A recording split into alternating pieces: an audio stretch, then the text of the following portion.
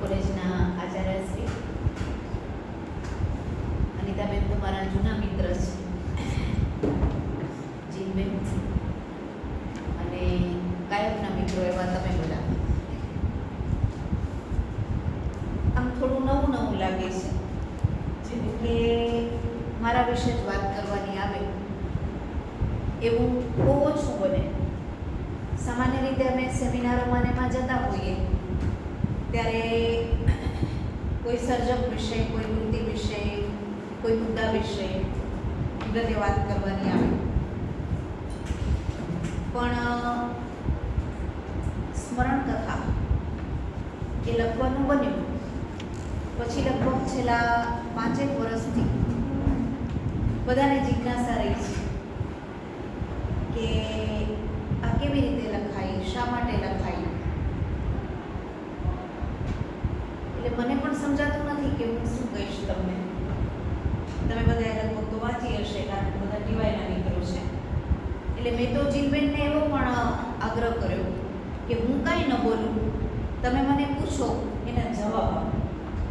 એટલે હું એમ ઈચ્છું, પણ એમની ઈચ્છા એવી હતી કે ના, પહેલાં તો મારે જ વાત કરવાની.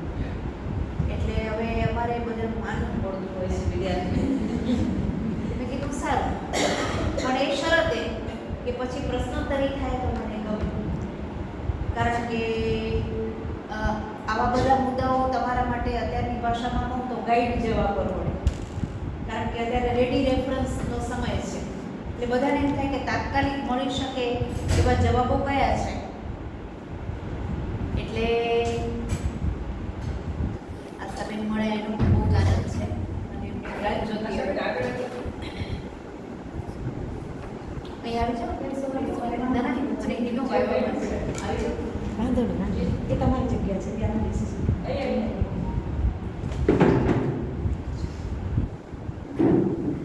એટલે રેડી રેફરન્સનો સમય છે ત્યારે. એટલે બધાને એમ થાય કે જલ્દી જવાબ મળી જાય તો સારું.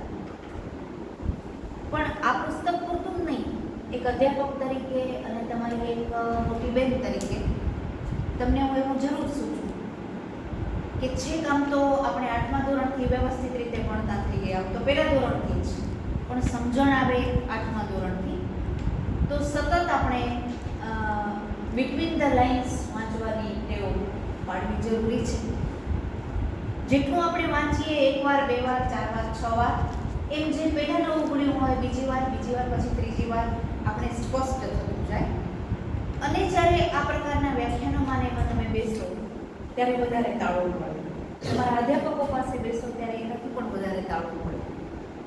એટલા પૂરતું મને એમ થયું કે અહીંયા જે ઉપક્રમ રાખ્યો છે એ પહેલાં મારે વાત કરવી એ ખરી વાત છે, થોડી જરૂરી પણ છે.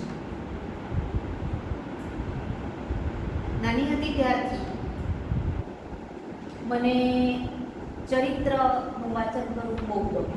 ચરિત્ર 2 પ્રકારના છે, તમે જાણો છો, ભણો છો બધા. પોતે લખીએ એ આત્મકથા કહેવાય, આત્મચરિત્ર કહેવાય, અને આપણા વિશે બીજું કોઈ લખે એને જીવન કથા કહેવાય. બહુ જ ઉત્તમ લોકો પાસેથી આપણને આ બંને પ્રકારની કૃતિઓ મળી છે. અને આત્મકથાનો આખો ખ્યાલ એ અર્વાચીન યુગમાં આવે.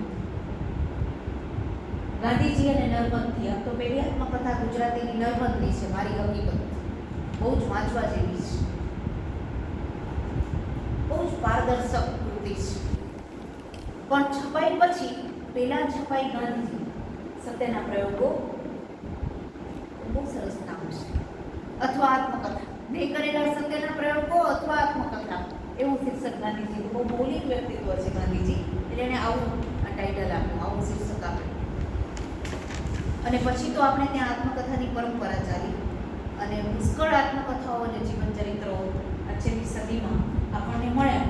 પણ મારે તમને ખાસ કહેવું જોઈએ, કારણ કે તમે પણ બહેનો છો એટલે વિશેષ વાતથી કહું છું કે મારો એ હંમેશનો પ્રશ્ન રહ્યો કે બહેનોની આત્મકથા આપણે ત્યાં બહુ જ ઓછી છે.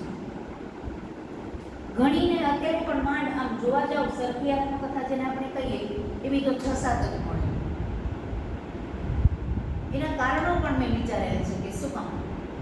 કારણ કે આત્મકથામાં એક તો સાચી વાત કરવી પડે, એમાં કલ્પના બિલકુલ ન ચાલે, ગપગોળા તો ચાલે જ નહીં. અને બહેનો માટે સાચી વાત કરવી જરાક મુશ્કેલ છે, કારણ કે આપણો સમાજ સ્ત્રીઓને હજી સુધી પણ જોઈએ એટલી સ્વીકારી શક્યો નથી. સ્ત્રીઓ જુદી પડી શકે, સ્ત્રીઓ નવું કામ કરી શકે, સ્ત્રીઓમાં પણ શક્તિ હોય, સ્ત્રીઓ દલીલ કરી શકે, સ્ત્રીઓને પણ સાચા ખોટાનો ભેદ ખબર પડે, સ્ત્રીઓમાં પણ સ્વાભિમાન હોય, એ સ્વીકારવા જ આપણો સમાજ પહેલાં તો સ્ત્રીઓનું કોઈ સ્થાન જ નહોતું, આપણે ખબર છે.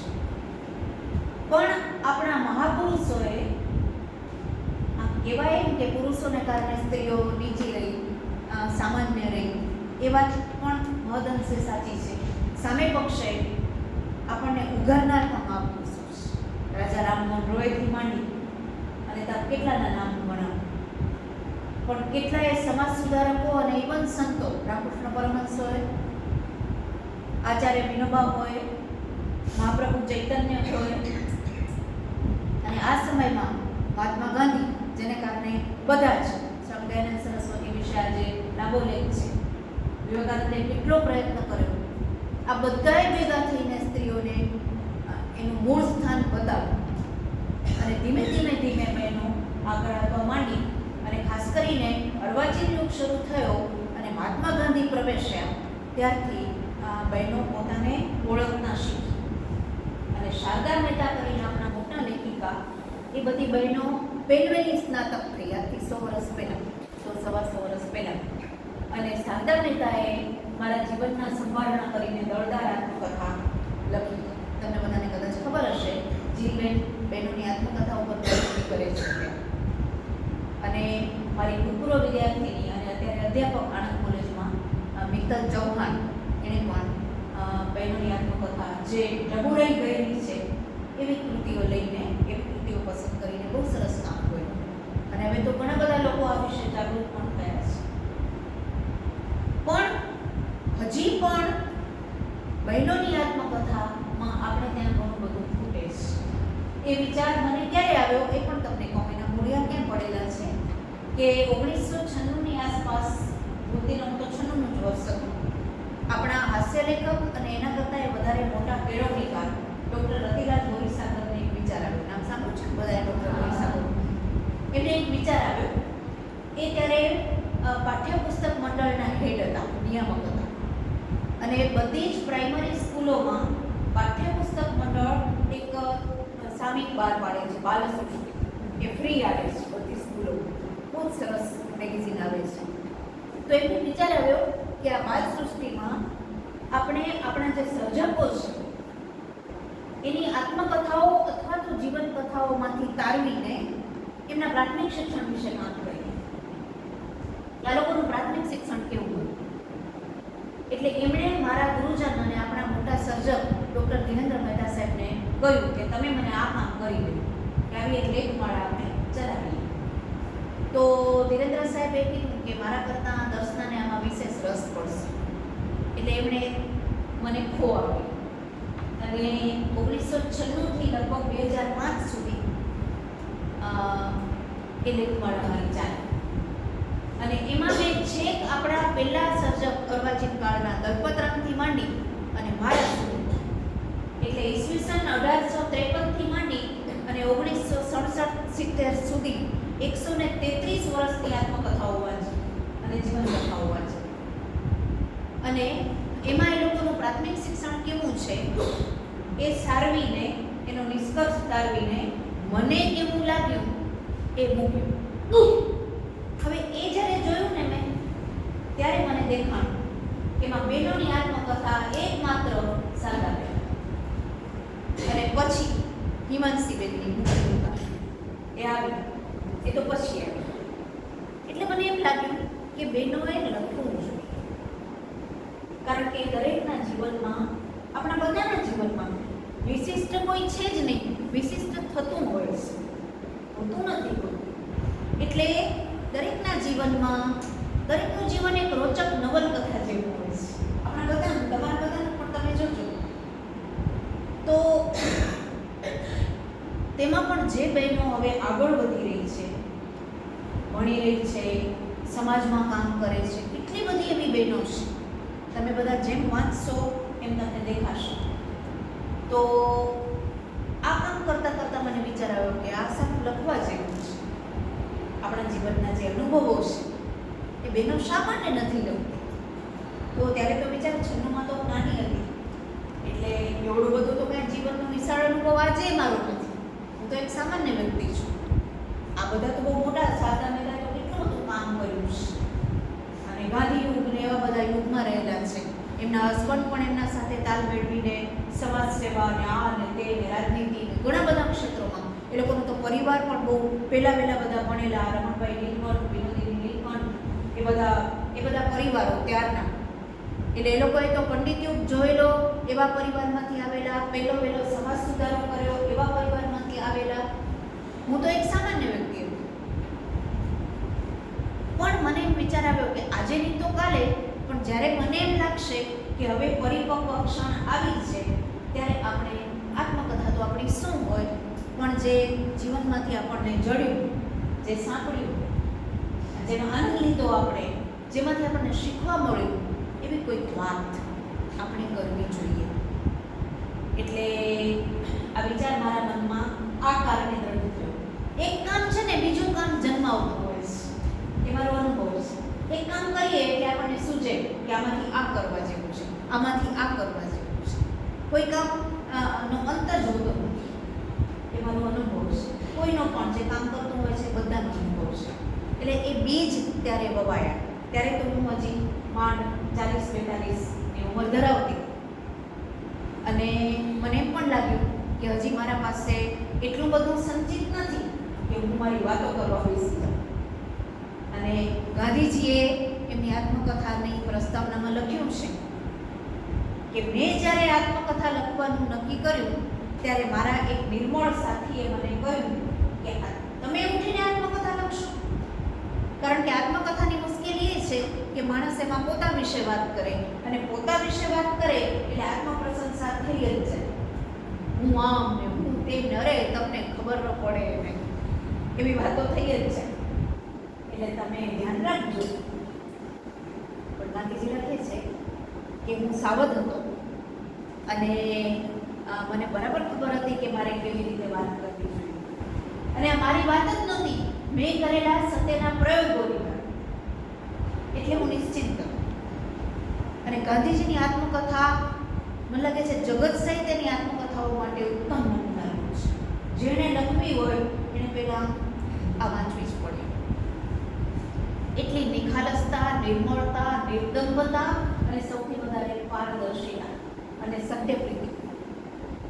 એટલે એક લીટી આડી, અરેક શબ્દ આડોવળો નથી, બલકે અક્ષર આડોવળો નથી. એટલી જાગૃતિથી એને લખી છે. મારી એ પહેલેથી પ્રિય કૃતિ છે. નાની હતી ત્યારે અનેક વાર એના સઘન વાંચનમાંથી હું પસાર થઈ છું. એટલે હું બરાબર સાવધાન હતી કે આપણી વાત આપણે કેમ કરવી જોઈએ. અને બીજું મિત્રો, કે તમે પોતા વિશે ક્યારે લખી શકો કે આપણે રોજબરોજ જે પસાર થઈએ છીએ આપણા જીવનમાંથી, એનું સૂક્ષ્મ નિરીક્ષણ જો કરવાની આપણને ટેવ, માત્ર નિરીક્ષણ કરવાની ટેવ ન હોય, પણ સાથે સાથે એનું અર્થઘટન કરતા પણ આવડવું જોઈએ. તમને એક બે નાના દાખલા આપો. કેટલું બધું આપણા જીવનમાં બને છે. સાથે તમને એક વાત એ પણ માની લઉં, જો બધી જગ્યાએ કહેતી હોઉં છું, આજે તમને કહેવાનો મોકો મળ્યો એટલે તમને પકડું કે ખરેખર અમે નાના હતા ત્યારે કરતા, હવે ક્યારેક ટેવ છૂટી ગઈ છે, પણ મગજમાં સંચિત રહે છે કે દરરોજની તમારે ડાયરી લખવી જોઈએ. કારણ કે આજનો દિવસ આવતીકાલ કરતાં જુદો છે, ગઈકાલ કરતાં જુદો છે. આજે દાખલા તરીકે હું તમારી પાસે આવી, કાલે તમે ક્યાંક જાઓ, પરમ દિવસે રમતગમતનો પ્રોગ્રામ હોય, ચોથે દિવસે કોઈક તમારું અપમાન કરે, પાંચમા દિવસે ઇનામ મળે. દરેક દિવસ આપણો જુદો હોય ને. એટલે આપણે દરેક દિવસે જોઈએ કે આજે શું, કાલે શું, પરમ દિવસે. અને જોતા જોતા એ કેવું પડે કે આજે આપણે ક્યાં હતા, કાલે ક્યાં હશું, પરમથી ક્યાં, ચોથે દી ક્યાં. આપણે વિકસ્યા કે નહીં, કે આપણે નીચે ઉતરતા જઈએ છીએ કે ઉપર ચડતા જઈએ છીએ. કારણ કે આપણે માણસ છીએ, એટલે આપણો વિકાસનો ક્રમ હોવો જોઈએ. આજ કરતાં કાલ, કાલ તમે પોતે તમારું નિરીક્ષણ કરો. તમે 5મામાં હતા ત્યારે કેવા હતા અને આજે કેવા છો? કેટલા બદલાઈ ગયા? હજી 10 વર્ષે સાવ બદલાઈ જશો. 20 વર્ષેથી તમે પોતે એમ લાગશે કે આ હું જ છું. મને એમ લાગે છે ત્યારે કે આ હું જ છું. પેલા નાની નાની વાતે રોઈ પડીએ. જરાક આ બેન કે અનિતાબેન એમ કે અહીંયાથી અહીંયા બેસો એ બેન કેમ અપમાન કરે, બેન સમજે શું છે. જરાક મોટા થઈને આપણે ખબર પડે કે વાત સાચી, આપણે જેમ તેમ બેઠા હતા અને આ બીમારની જગ્યા હતી આપણાથી ન બેસાય. આશાબેન અત્યારે કેમ કીધું કે આ ખુરશી પર ન બેસાય, પણ નાના આપણે બેસી જઈએ, કારણ કે ત્યારે આપણે આ વિવેક નથી આવતો, આપણે ભણેલા હોતા નથી. એટલે દરેક દિવસની ડાયરી રાખીએ, નિરીક્ષણ કરીએ અને નિરીક્ષણ તો ભલે કરીએ પણ એનું અર્થઘટન કરતા આવડવું જોઈએ. બને તો ઘણું બધું છે. આટલા બધા તમે લોકો છો, આજે બધા જ મને સાંભળો છો, બીજું બધું પણ કરો છો, પણ એમાંથી 4 જણ એવા હશે જે એના વિશે વિચારશે અને એમાંથી 1 જણ એવું હશે જે અર્થઘટન કરશે અને એમાંથી કશું શીખશે. હકારાત્મક પણ અને નકારાત્મક. તમને એક જ દાખલો આપો, મેં કદાચ આમાં લખ્યો પણ છે. હું જ્યારે 11મા 12મામાં હતી ત્યારે અમારા એચએમ નામ લેવામાં પણ માંગુ પણ નથી લેતી, એટલું માન રાખું છું. એ બહુ આકરા, મારા પ્રત્યે બહુ પ્રેમ, પણ આકરા અને ગમે ત્યારે ગમે એવા નિર્ણય લેવા તરંગી હતા. તો એમને ઓચિંતું સૂઝ્યું કે આ વર્ષે યુનિફોર્મ બદલાવો. ગમે ત્યારે ગમે તે સૂઝે. હવે અમારી ઇન્દ્રાબાઈ સરકારી દિશા, બધા વિદ્યાર્થીઓ સામાન્ય આર્થિક સગવડવાળા, અમે બધા ત્યારે કાંઈ વારે વારે યુનિફોર્મ બદલે. કપડાં 4 હતા અમારી પાસે, 2 બહાર પહેરવાના, 2 અંદર પહેરવાના, એટલે નિશાળમાં લગ્નમાં પહેરવાના 2 અને નિશાળમાં પહેરવાના 2. અમારા બધા પાસે જોડી 4 હતી, છેક 85 સુધી. અને પછી એ શીખ્યા કે વધારે આવક થાય તો પણ આપણે સંગ્રહ ન કરવો જોઈએ, કારણ કે આપણે સંગ્રહ કરીએ તો બીજા 4ને નથી મળતું. હું 15 ડ્રેસ લઉં એટલે 1 જણને પહેરવા કપડાં જ નથી મળતું. એ પછી શીખ્યા. તો આવી અમારી નિશાળ અને એમાં એને ટૂંકો સૂચ્યો અને 2 વર્ષ પહેલાં જ હજી બદલ્યું યુનિફોર્મ. વારે વારે સરકારી નિશાળમાં ત્યારે યુનિફોર્મ બદલતા નહીં, એટલે એમણે ઓર્ડર કર્યો કે જૂન મહિનાથી આવું બધાએ કરાવી આવો. એટલે અમારા પ્રિય ગુરુજન નલિનીબેન શાહ, અત્યારે જે માતૃછાયા સ્કૂલ છે એના આચાર્ય હતા ને અત્યારે નિયામક છે, અત્યારે 86 વર્ષે પણ સક્રિય છે. મારું અત્યારનું લેક્ચર જોશે આવતીકાલે અને એને જિજ્ઞાસા હોય કે શું બોલી આવે બરોબર હતું કે નહીં. તો એણે, એ અમારા ક્લાસ ટીચર, એટલે એણે તરત, ક્લાસ ટીચરનો આ ધર્મ છે એટલે એણે તરત કીધું કે આ ન ચાલે, વારે વારે બદલાય નહીં, આ છોકરીઓ ગરીબ છે. તો કે આચાર્ય હું છું, તમે છો, એટલે બેસાડી દીધા. ગણગણાટ તો થતો હતો પણ આ કોઈનું માને તો ને. પછી સ્કૂલનો છેલ્લો દિવસ, વેકેશન પડે અને આવતા વેકેશને નવા યુનિફોર્મથી અમારે જીતે આવવાનું હતું. તો બેને હિંમત કરી અને પ્રાર્થના સભામાં બેને જાહેરમાં વિનંતી કરી અમારા એચએમને કે હજી હું છેલ્લી વાર વિનંતી કરું છું કે આપ આ નિર્ણય પાછો લઈ લો તો સારું. ને વિપ્રે એટલે એમને બોમ્બાર્ડમેન્ટ કર્યું સીધું કે આ શબ્દ બોલે કે બેવકૂફની બચ્ચી, મેં તમને કેટલી વાર કીધું કે આચાર્ય હું છું કે તમે છો? અને અમે બધા તો સડક થઈ ગયા. અને વિદ્યાર્થીઓ અમારા ટીચરને એટલા ચાહે નલિનીબેનને કે બધાએ પ્રાર્થના પતીને એટલે કીધું કે બેન અમે હડતાલ પાડી. એટલા માટે નહીં કે આ યુનિફોર્મ નવું થવાનું છે, પણ એટલા માટે કે તમારું અપમાન જાહેરમાં બન્યું કે જે શિક્ષક વિદ્યાર્થીઓનું આટલું હિત ઈચ્છે છે. ત્યારે બેને અમને શું કીધું ખબર છે કે કોઈએ જરાય અવાજ કરવાનો નથી, કારણ કે મારું અપમાન કરીને એને આનંદ આવ્યો ને તેટસો. આપણું અપમાન કરીને કોઈને મજા આવતી હોય તો ભલે કરે, આપણે મન પર લેવું નહીં. ત્યારે હું 16 પૂરા થઈને 17 વર્ષની હતી, પણ આ મારી માટે એક મંત્ર દીક્ષા બની. મને બરાબર સમજાણું કે માણસે ઉપર ચડવું હોય તો આવી કેટલીક વાતો આમ ચોંટી ગઈ છે. અને ત્યારથી અમે એ પણ શીખ્યા કે કોઈ અપમાન કરે તો બે તો આવી વાતો આવતી ગઈ જીવન, આવા લોકો અને અમે બધા શીખતા. આવી એટલી બધી વાતો ભેગી થઈ ગઈ કે જીવનના 6 દાયકા પૂરા કર્યા પછી મને એમ લાગ્યું કે હવે બરોબર સમય છે.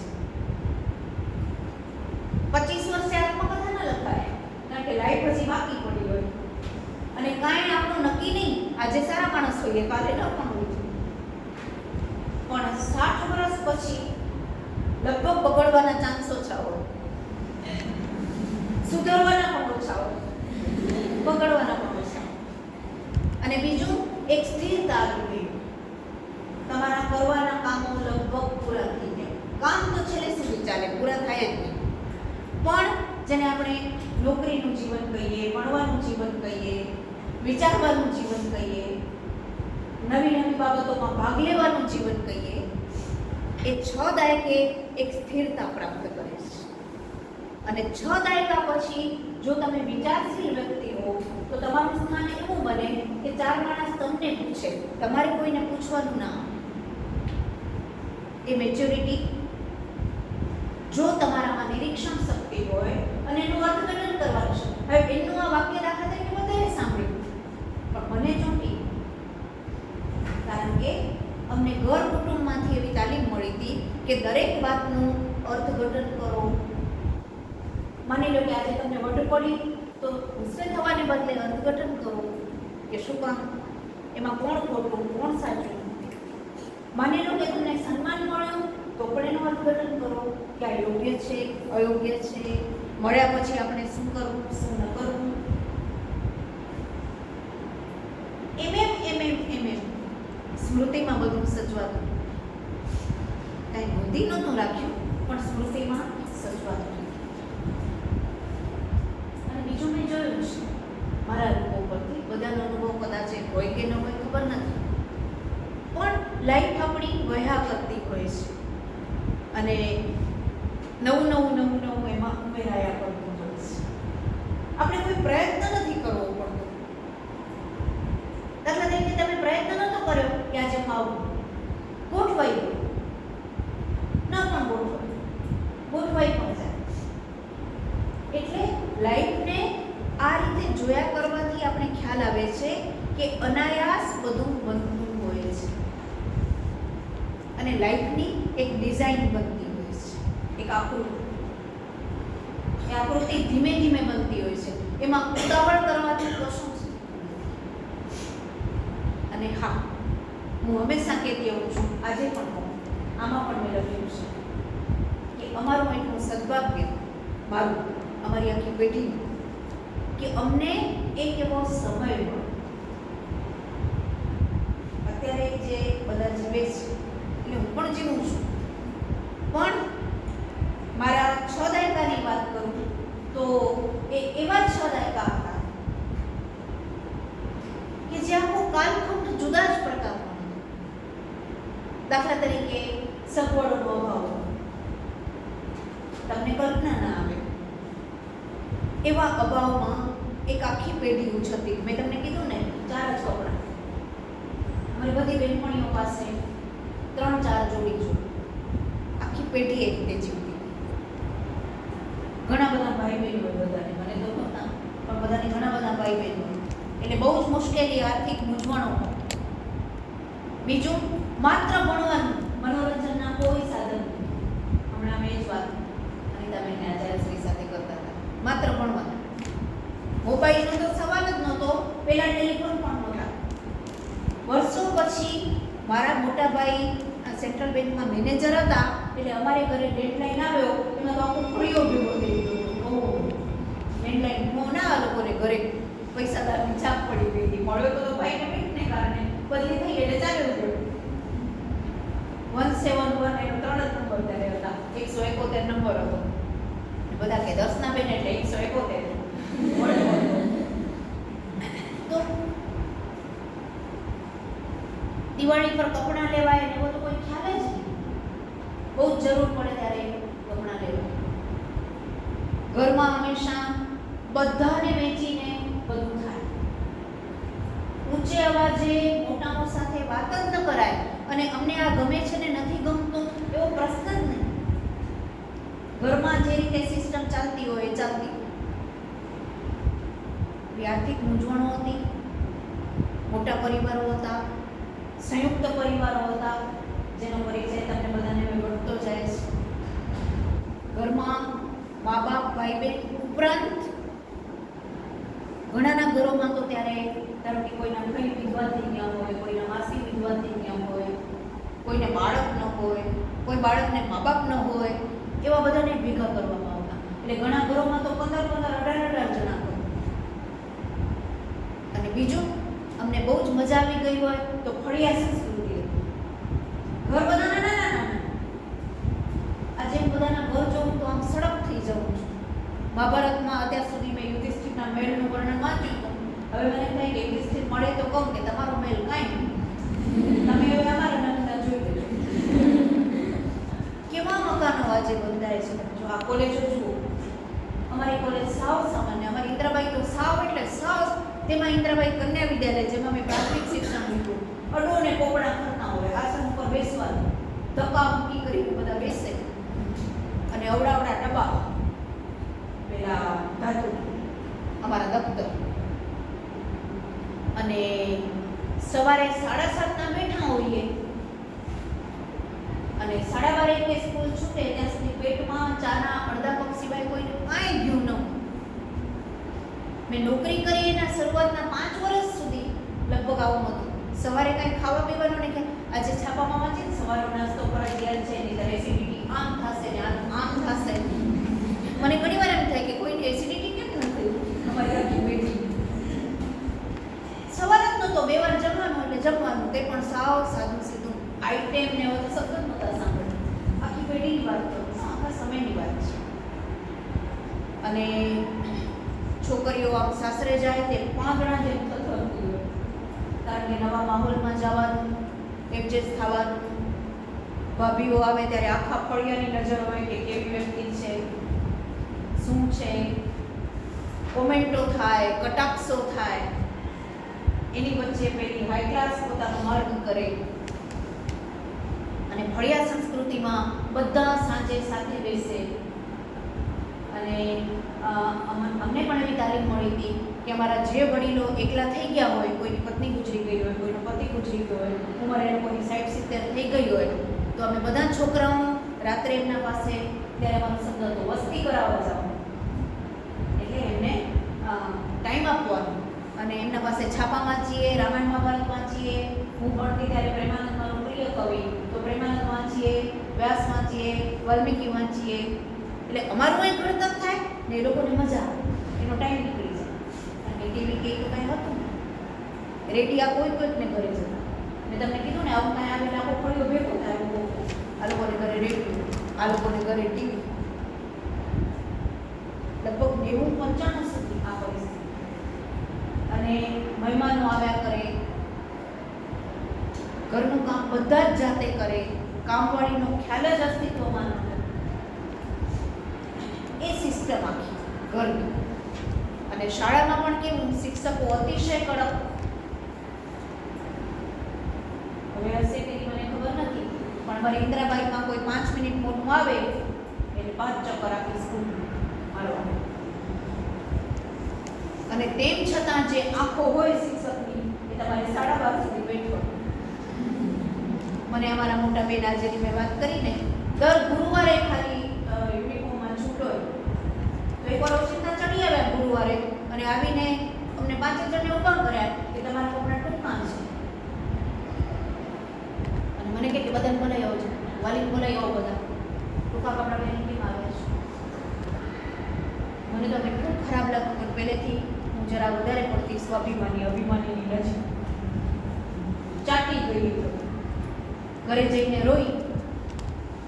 મારી માએ કડક મને કે આ શું આમ રોવાય, સામનો કરવાનો હોય, હાલો પ્રસંગ બેટાક્યો છે. મારી માએ કહી દીધું કે આ રીતે વાત નહીં કરવાની, વિદ્યાર્થીઓ સાથે વાત કરતા શીખો. અને એવા ડરી ગયા. મારી મા મારા ફાધર પછી કાળી સાડી પહેરતી, એટલે મને કે કાલથી તારી દાદીને ક્યારેય તેડી ના આવજે.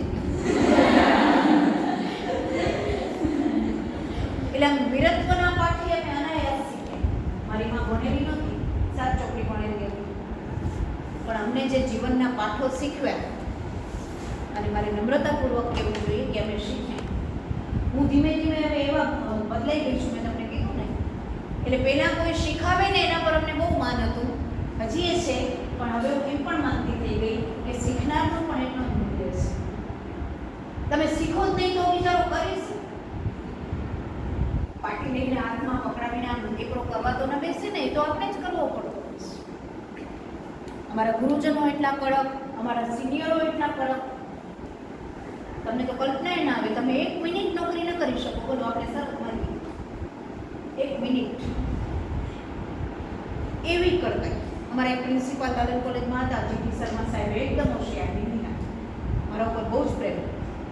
લાલન કોલેજમાં અમે બધા કોલેજની તો છાપ ત્યારે એવી હતી કે કોલેજ એટલે બસ મજા, નિશાળમાંથી માંડ છૂટ્યા, જવું હોય ત્યારે જવાનું, વળવું હોય ત્યારે વળવાનું, ગુટલી મારવાની, 2 બારના જેટલા માટે છે એ બાજુથી નીકળી જવાનું.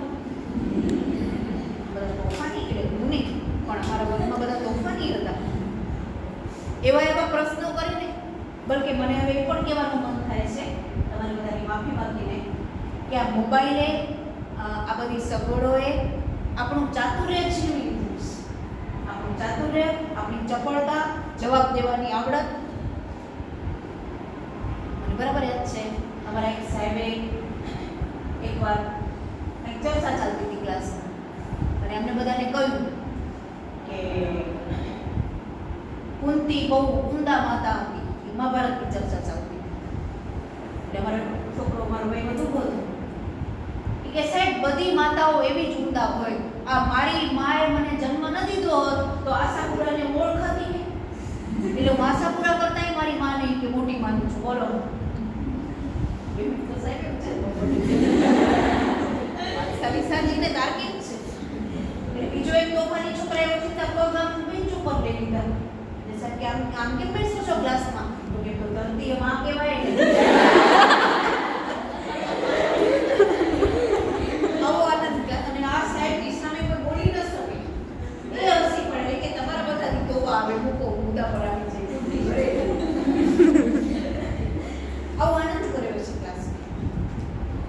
અને કોઈ શિક્ષક જો અંદરો અંદર શિક્ષકોમાં ત્યારે અણબનાવો હતા, પછી અમને બધાને હાથો બનાવ્યો. દાખલા તરીકે તમને કોઈ એમ કે આ જીનબેનનું નથી માનવાનું, આશાબેનનું માનવાનું છે, તો જ માર્ક મળશે. તમે તો બધા માર્કના ભાગીદારો કે ઘરે ગઈ જીનબેન, ઘરે ગઈ આશાબેન, આપણે માર્કથી કામ છે, તમે કહેશો એમ કરશું. પણ અમે બધા એ શીખ્યા હતા કે ન ચાલે. સિદ્ધાંત કોને કહેવાય? અમારા એક બેડે એકવાર અમને કીધું કે આ સાહેબને બોલાવવાના નથી, લખીને આપો બધા કે એને આટલું પીરિયડો લીધા નથી, લખાવ્યું બધા પાસે. હવે ગમે તેમ તો આપણે બધા વિદ્યાર્થી હોઈએ અને આમ કોઈ પકડ લઈને આવે એટલે બધાએ પરણે લખી તો દીધું. પછી ત્યારે ને ત્યારે બધા બીજા સાહેબને કરે કે સાહેબ આપણા હેડે આ લખાવી લીધું છે, અમારે લખવું પડ્યું છે, એના માટે અમે માફી માંગીએ છીએ અને અમે તમારા જ પક્ષમાં છીએ. બીજા આ હિંમત આજે કોઈ ન બતાવે, મને 100% ખાતરી છે. કારણ કે વેલ્યુઝ એ સમયનો ને પહેલાં સાહેબ પણ એટલા ઉદાર દિલ કે એણે કહ્યું કે કાંઈ વાંધો નહીં, તમે વિદ્યાર્થીઓ છો, તમારા ઉપર મને કોઈ રંજ એટલું નહીં, હજી પણ તમને હેરાન કરે ને તમારે એને હાડ કરો. આવા લોકો પણ અમે જોયું. હવે એ સાહેબ અમારા એટલા બધા હોશિયાર નહોતા, પણ માણસ તરીકે ચડી. મેં તમને કીધું ને, અર્થઘટન કરતા આવું આજે પણ એ છાપ મારી ભૂંસાઈ નથી. આવી કેટલીક વાતો આમાં લખી જરાક અઘરી લાગી એટલે મેં નથી લખી, પણ અર્થઘટન કરતા શીખાતું આ રીતે એક એટલે હું તમને વાત એ કરું છું કે આખો કાલખંડ એ પ્રકારનો હતો. એવા લોકો વાત કરતી હતી શર્મા સાહેબ અમારા એટલા એક્યુરેટ પ્રિન્સિપાલ, પાછા મોટી ઉંમરના, એકદમ હોશિયાર, અને આખા સ્ટાફને એટલો કંટ્રોલમાં લઈ લીધો એને આપીને. 7:30 થાય એટલે કોલેજના દરવાજા બંધ, 7:25 બધા અંદર, 7:30 પહેલો બેલ પડે અને શર્મા સાહેબ આ મુદ્રામાં પાડું અને જે મોઢા આવે ને આપણા જેવા વિદ્યાર્થીઓ એને બંને હાથમાં લઈ હાલ બેટા કયો વિષય? સાયકોલોજી મૂકવા જાય છે. 3 જણને આમ પાથમાં લઈને દોડ્યા કરતો હોય. ત્યારે હતા 55 એકના હતા. રિટાયર થવા તૈયારી. ઓ સાહેબે વિચારમાં પડી જાય કે સાહેબ તમે કે મૂકવા કે તો કે ના ખ્યાલ આવે કે કાલથી 7:25 આવી જશે. વટેડી બધા પાથમાં તમે જુઓ અને દોડ્યા તમારી લાગી તેને બહુ મોટી કોલેજ ઉપર નીચે આજે એટલી મોટી છે. વળી ચડે નીચે આવે ત્યાં બે ગુજરાતી બાળકો હોય વળી એને પાથમાં લે વળી ખૂબ ભૂલી ગયા. 1 મહિનામાં બધા ગોડા આવવાનું કે સાહેબની પાથમાં સપડાવા કરતા તો મારા સરના સાહેબ પાસેથી મેં આ શીખ્યા કે કામ કેમ લેવાય. કોઈ એમને સજા એવું કામ કરવાની કલ નથી. એવા ઘણા લોકો અમે છે. અમારા ધીરેન્દ્ર સાહેબ, અમારા નલિનીબેન એવી રીતે કામ કરાવે ને તમને ખ્યાલે ના આવે અને તમારું ભણતર થઈ. આમાં મેં પ્રસંગ ટોક ટાંક્યો છે કે હું FY માં હતી, તમારાથી પણ 2 વર્ષ નાની. અને જ્યોતિન્દ્ર દવેનું નિધન થાય, આપણા બહુ મોટા લેખક. અને મારી હંમેશા ટેવ એ ટેવ પણ અમને સ્કૂલમાં પાડી હતી. જે ટેવ આજે સાવ નીકળી ગઈ છે કે સવારે છાપા વાંચવાના એટલે વાંચવાના, કારણ કે તમે અપડેટ થઈને જાઓ કે આજે શું બન્યું. તમને કોઈ પણ પ્રશ્ન કરે કે આજનો મુખ્ય મહત્વનો મુદ્દો કયો, આપણે ખબર હોવી જોઈએ. મરણ નોંધ વાંચવાની, જિલ્લા નોંધ વાંચવાની, ખબર પડે. હું ઘણી વાર રસોઈમાં કહેતી હું તમને રિપીટ કરું કે આજે મરણ નોંધમાં મારું નામ હોય ને તમે એને બેઠા પડ્યા કહો કે બેન અત્યારે લેક્ચર બેન ઉપર પહોંચી ગયું કપાળ લેક્ચર કરે તો અપડેટ રહેવું પડે. મને મારા નલિનીબેન ટેવ પડી ગઈ, મારા ભાઈને ઘરમાં ટેવ પડી ગઈ. રસભાઈ હેડિંગ વાંચી લીધી, સવારે હોય ઉતાવળ હેડિંગ વાંચી લીધી. તો મને ટેવ હતી એટલે કોલેજમાં અમે બધા દાખલ થયા એટલે મારા ધીરેન્દ્ર સાહેબ સામે મળ્યા કે આજના શું સમાચાર ખબર છે મોટા? હા સાહેબ જ્યોતિન્દ્ર દવે રજા લીધી. કે વાહ એ ખુશ થઈ ગયા કે ખબર છે? ખબર છે. તો કે આજે ચોથા પીરિયડમાં આપણે અંજલિ આપશું ગુજરાતી વિભાગ તરફથી, એમાં બધા બેસશે અને મને કે તારે એમાં બોલવાનું છે. એમને કે હા સર. તો કે ભાઈ બોલાશે નહીં કે એટલે પતિ આવે ને. પણ એટલું સારું જ્યોતિન્દ્ર દવે એવું ભણી હતી અને મારા પ્રિય સર્જક એટલે વાંચવાનું પણ બન્યું. ફટાફટ પાછા વચ્ચે 3 પીરિયડ ભરવાના, એમ નહીં કે બોલવાનું છે એટલે તૈયારી કરવા ભાગી ગયા, એવું તો થાય જ નહીં. અને ચોથા પીરિયડમાં મારા શર્મા સાહેબથી માંડીને બધા બેસે અને મારું પહેલું લેક્ચર કોલેજમાં એ થયું. પછી કોઈ જેવું ગુજરી જાય ને આપણે તૈયાર જ હોઈએ ગમે ત્યારે મેં સાહેબ પકડશે આવી તારીખ. એટલે હું તો એમ માનું કે આરંભે આપણે જરા કઠોર લાગે પણ આપણે એટલા બધા સજ્જ થઈ જઈએ કે વાત કોઈ પણ પરિસ્થિતિમાં સજ્જ. રમવા જાઓ તો રમી આવીએ, જમવા જાઓ તો જમી આવીએ. એવો એક દેશકાળ વાત અગત્યની છે. એવા લોકો અમારી સામે રોલ મોડેલ પણ એવા કે અમે એને જોઈને શીખ્યા કે આમ રહેવાય. અમારા ગુરુજનો કેમ રહે છે, કેટલું વાંચે છે, એમાં આપણે પણ વાંચવાનું છે. અમારા મહેતા સાહેબની ટેબલ ઉપર દરરોજ એક નવું પુસ્તક હોય. હું જઈને પહેલાં એ જોઉં એ કયું નવું પુસ્તક આપે, એ કેવી રીતે વાત કરે છે. નાની નાની વાતો. એકવાર અમારા લાલન કોલેજના ભૂતપૂર્વ હેડ ગુજરાતીના અને આપણા મોટા વિવેચક ડૉક્ટર રમેશ શુક્લા આવ્યા. આજે મને એ દ્રશ્ય ચિત્ર જ દેખાય છે. પણ મેં તમે કીધું ને નિરીક્ષણ સતત ચાલતું જ હોય. આમે અમારી એક જ્ઞાતિગત ખાસિયત છે, ઠેકડી ઉડાડવી અને બધાને જોયા કરવા. એ અમને લોહીમાં મળ્યું છે. તો શુક્લા સાહેબ આવ્યા. મહેતા સાહેબ એમના વિદ્યાર્થી અમારા ધીરેન્દ્ર મહેતા. શુક્લા સાહેબની તો ત્યારે ઉંમર થઈ ગઈ અને અમારા હેડ ધીરેન્દ્રભાઈ, આટલો અમારો રૂમ, એમાં હેડની ટેબલ અહીંયા જેમાં ધીરેન્દ્રભાઈ બેસે, અહીંયા સિનિયર તરીકે 2જો નંબર મારો, અહીંયા જેનો 3જો નંબર હોય તે, અને ચોથા નંબરવાળા સૌથી જુનિયર સાહેબ સામે બેસે. કાર્યક્રમ પૂરો થયો એટલે શુક્લા સાહેબને લઈને ધીરેન્દ્ર સાહેબ આવ્યા એટલે તરત જ આવી. અમે બધા તો પાછળ, કોઈને એવો ખ્યાલ નહીં કે આપણે આ વચ્ચે ઘૂસીએ ને મને યંગ અને બેન 5 વર્ષ થઈ ગયા, એમ કોઈ બોલવાની હિંમત જ ન કરે. અને સાહેબે શુક્લ સાહેબને દોર્યા અને હેડની સીટ ઉપર શુક્લ સાહેબ ઉભા રહ્યા. મહેતા સાહેબની ઉંમર ત્યારે લગભગ 55-58 જેવી તો હતી જ. એ વિદ્યાર્થીની જેમ એની બાજુમાં ઊભા રહ્યા અને અમે બધા તો લગભગ પાછળ બહાર જ ઊભા. અને ત્યારે અમે શીખ્યા કે આપણા સિનિયર આવે ત્યારે આપણી ખુરશી સિનિયર માટે ખાલી પડે. જો ને, જો આશાબેન સુધી એ વિસ્તરે કે આપણી ખુરશી, અને આપણે જ્યારે આપણા હેડ સાથે વાત કરીએ, પ્રિન્સિપાલ સાથે વાત કરીએ, ત્યારે એની વચ્ચે એ ભલે આવું છું, આ 10ના બેનનું લેક્ચર ચાલુ છે, ભલે ભલે, એટલે એનો અર્થ એ થયો કે અત્યારે જે સામે છે એ તમને કદર નથી અને તમે પ્રાયોરિટી બીજા કોઈને આપો છો. આપણે એ શીખવાનું છે. આ લોકોએ અમને શીખવાડ્યું કે પ્રાયોરિટી કોને કહેવાય. આવો જે બીજો દાખલો યાદ આવે છે, એકવાર મારા ડાયરેક્ટર આવે, સરકારમાં ડાયરેક્ટર એટલે તો પતિ ગયું, જોઈન્ટ ડિરેક્ટર અમારા શિક્ષણ ખાતાના. તો ત્યારે અમારા પ્રિન્સિપાલ બહુ જ એલર્ટ, એટલે અમે બધા ભેગા ફરતા હતા. એ પ્રિન્સિપાલના રૂમમાં આવ્યા, જોજો. એટલે પ્રિન્સિપાલે એમને આવી જ રીતે ખુરશી બતાવી પોતાની કે સાહેબ પધારો. એટલે ડાયરેક્ટરે શું જવાબ આપ્યો કે ના, એ ખુરશી આચાર્ય મારાથી ન બેસે. એટલે એ ખુરશી પર ન આચાર્ય બેઠા, ન ડાયરેક્ટર બેઠા. ડાયરેક્ટરે સામેની ખુરશી પર બેઠા, એટલે પ્રિન્સિપાલ એમની સામે સોફા પર બેઠા. એ ખુરશી ખાલી થઈ. બંને જણ ઉપર હું આફરીન થઈ ગઈ હતી કે વાહ, આને કહેવાય વિવેક. એટલે છે ને, જીવન આવી નાની નાની ઘટનાઓથી ગૂંથાતું હોય. મોટી મોટી ઘટના જ બને એવું જરૂરી નથી કે લગ્ન અને મરણ અને એક્સિડન્ટ ને નાની નાની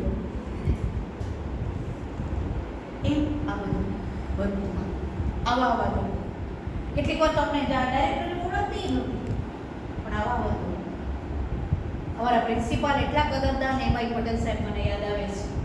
7:30 મારો પહેલો પીરિયડ હોય અને ધીરેન્દ્ર સાહેબથી હું પહેલાં પહોંચું, એટલે મારું સ્કૂટી અંદર દાખલ થાય ને એટલે પટેલ સાહેબ રાડ પાડે, 7:24 થઈ છે, રચનાબેન દાખલ થયા, જેની ઘડિયાળ મેળવવું હોય મેળવી લે.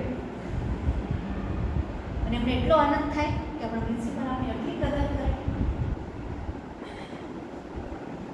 અને એકદમ એના સાથે આપણો તાર સંધાઈ જાય. બાકી જો તાર સાંધવા માટે પ્રયત્ન કરો તો ન થાય કે આપણે એવો વટ પડાવીએ કે બધા આપણે મુઠ્ઠીમાં આવી જાય. એમ ના. જીવન છે ને, એ મેં જોયું છે, ધીમે ધીમે ઉઘડતું હોય છે.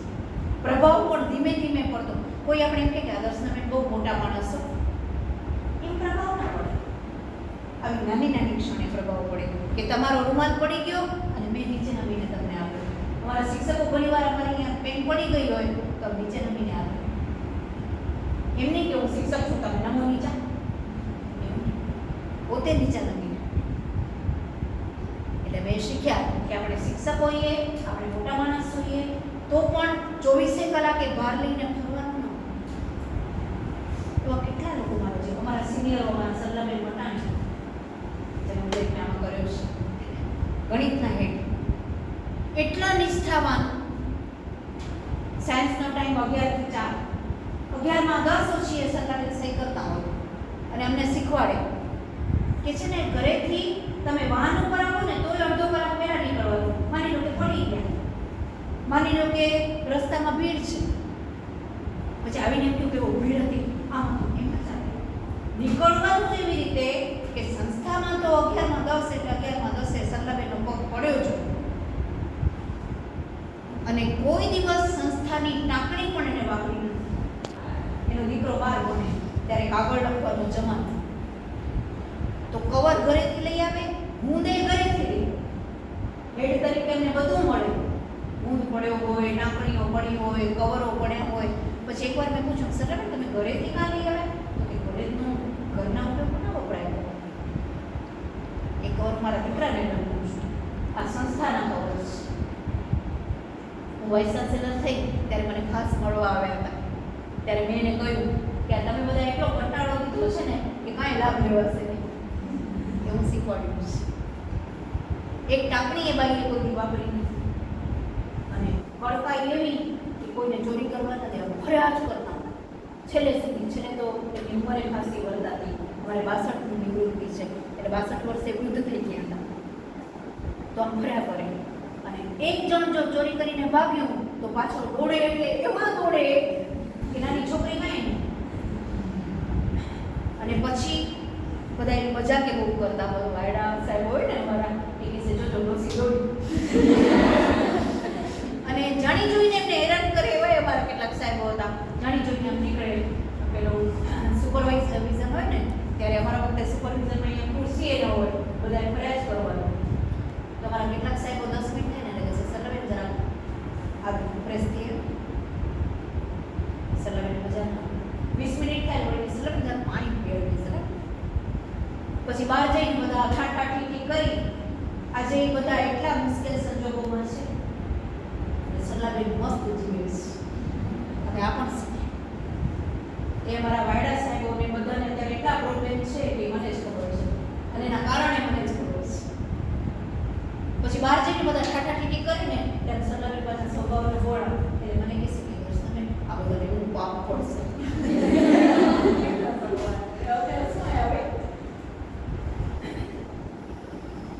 પણ એટલા નિર્મળ વાત કરું છું. આવી ક્ષણો અમને શીખવતી ગઈ છે. અને ખરેખર પાપડનું તો કંઈ નહીં, પણ એ બધા અત્યારે એટલા મુશ્કેલીમાં છે કે સાચું કહું મને છાને ખૂણે થોડોક આનંદ પણ થાય છે કે એમ છે સરલાબેનને બતાવો તો આ પરિણામ આવે. એ પણ શીખી કોને બતાવાય ને કોને ન બતાવાય. કોઈને ન બતાવાય પણ મજા આવે કોઈ વાર આપણે માણસ છીએ. મેં તો નથી બતાવ્યા છે સુધી. એટલે લાઈફ નિરીક્ષણથી કરાવી અને હું હંમેશા મને એમ લાગ્યું છે કે આપણે એ નોંધવું જોઈએ જેણે આપણને કંઈક આપ્યું છે. આપણા પાસેથી કાંઈ લઈ લીધું હોય એની ફરિયાદ નહીં કરવાની. આપણને શું મળ્યું છે એ મહત્વનું છે. પોલિયાના નામની એક છોકરી છે, તમને બધાને કદાચ ખબર હશે. એ છોકરી નાની છે, એને એ શીખડાવવામાં આવ્યું છે, એના પપ્પા પાદરી છે, એના પિતા એને એ શીખવાડ્યું છે કે જીવન એ રાજી રહેવાની રમત બનવું જોઈએ. હંમેશા રાજી રહેવું. અને જીવનમાં ઘણું બધું એવું બને છે કે તમે રાજી રહેતા શીખી શકો તો તમે જીવનને માણી શકશો, એની મજા લઈ શકશો, એમાંથી કશું શીખી શકશો.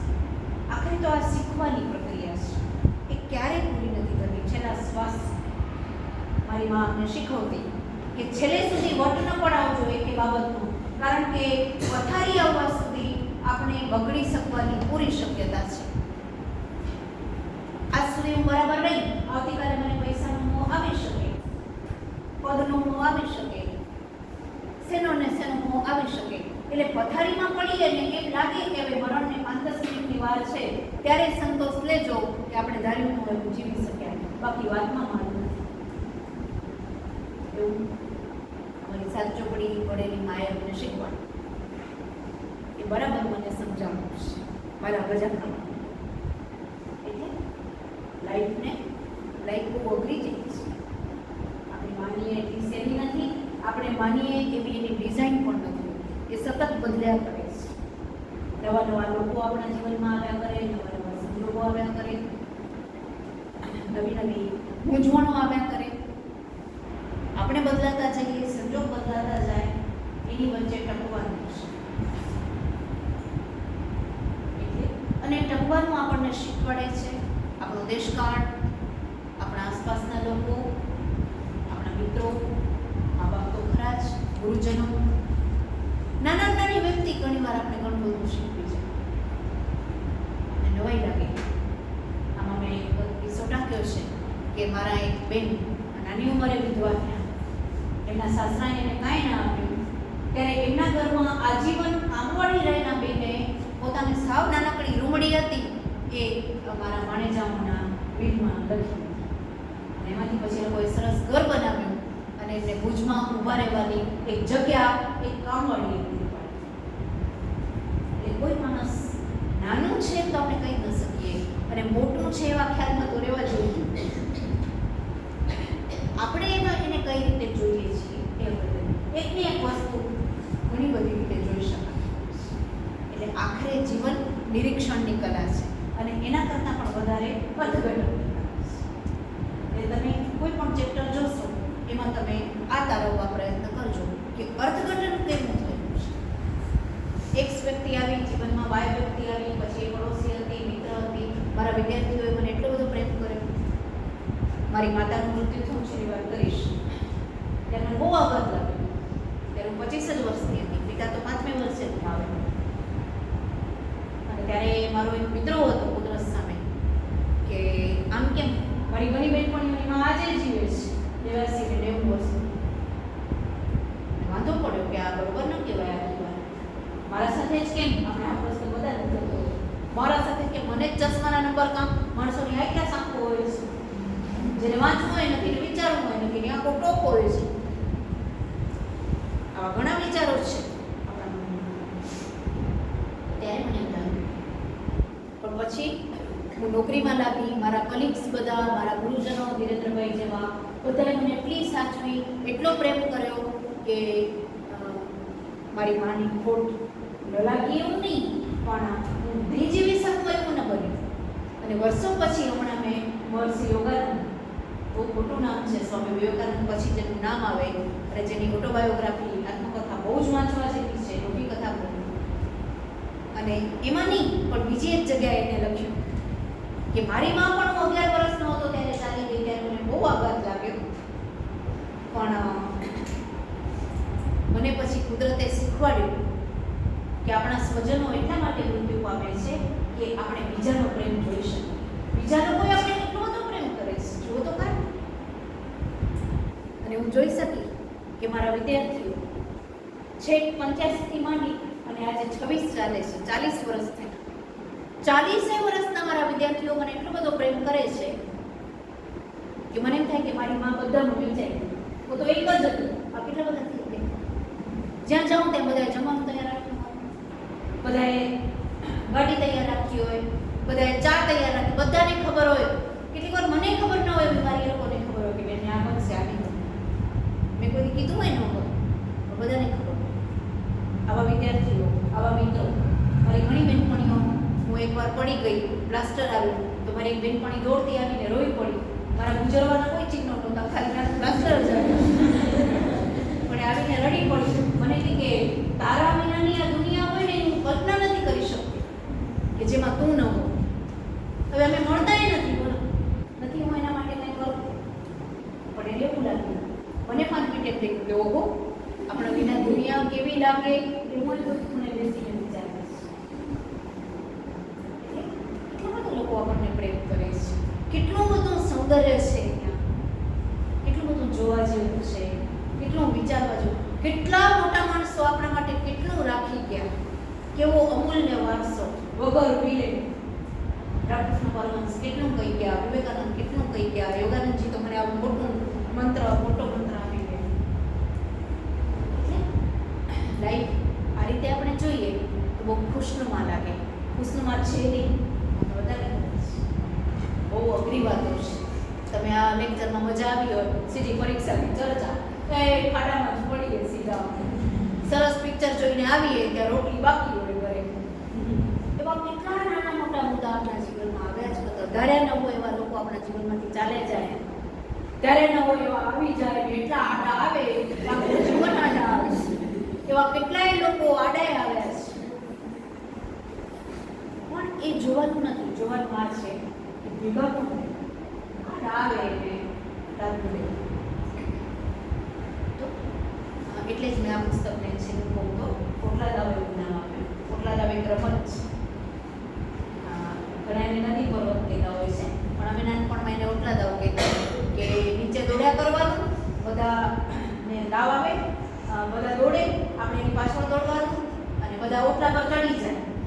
નીચે જે રહી જાય અને આપણે એને અડી જઈએ એટલે એ આઉટ. એ અમે બહુ રમતા. અને પછી મને એમ લાગ્યું કે જીવન પણ આવી એક રમત છે. આપણે એમાં આઉટ નથી થવાનું, નોટ આઉટ રહેવાનું છે. અને જે સાથે ભેરવો છે, આ બધા ભેરવો છે, એમાં ગુરુઓ પણ આવી જાય, મિત્રો પણ આવી જાય, દુશ્મનો આવી જાય. તો એ ભેરવો સાથે રમીને નોટ આઉટ રહેવાનું છે. એ મને જીવને અને જીવનમાં આવેલા તમામ લોકોએ અને મારા દેશકાળે શીખવાડ્યું છે. ઘણી બધી વાતો છે, પણ સમયની મર્યાદામાં અને જેટલું સૂચ્યું એ તમારા સાથે વેચ્યું. અને પ્રશ્ન કરશો તો ગમશે. સૌમાં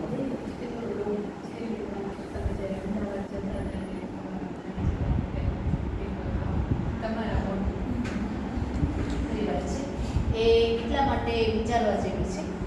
કદાચ હું એને વિચારી શકું. આમાં લખ્યું જ છે કંઈ, પણ મારી માં બહુ મોડર્ન વિચારની હતી. એટલે મેં પીએચડી શરૂ કર્યું ત્યારે સંજોગો જરાક આજના જેવા નહોતા. મેં તમને કહ્યું તેમ અહીંયા કોઈ ગાઈડ જ નહીં, અમદાવાદ જ કરવું પડે.